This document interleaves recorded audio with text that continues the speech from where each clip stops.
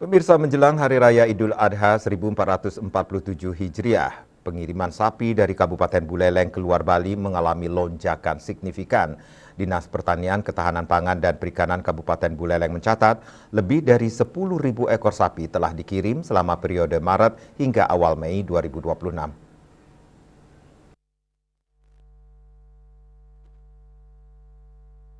Lonjakan permintaan sapi mulai terlihat sejak Maret 2026.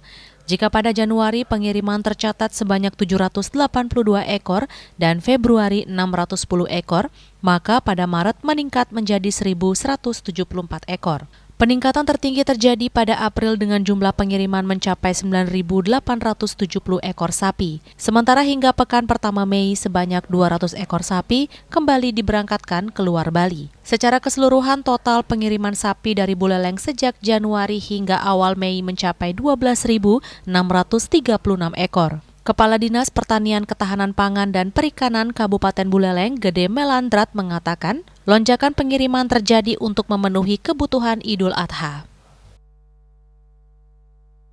Jadi setiap pengiriman kami dampingi dengan cek darahnya, sudah gitu juga memastikan kesehatan tubuh dari sapi tersebut. Setelah itu baru mereka mengirim sapinya keluar Buleleng atau keluar Bali. Karena memang kita intens sekali untuk menangani sapi seperti ini.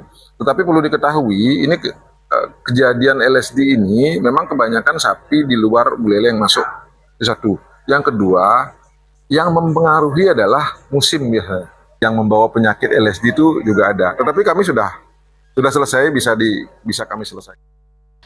Sementara itu, kondisi kesehatan ternak di Buleleng saat ini dinyatakan aman setelah sebelumnya sempat dihantui wabah lumpy skin disease atau LSD dan penyakit mulut dan kuku atau PMK.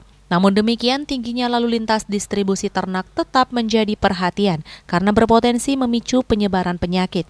Untuk memastikan kesehatan ternak, setiap sapi yang akan dikirim wajib menjalani pemeriksaan dokter hewan sebelum memperoleh rekomendasi pengiriman keluar daerah. Mayoritas sapi asal Buleleng dikirim ke Bekasi, Bogor, dan Kalimantan.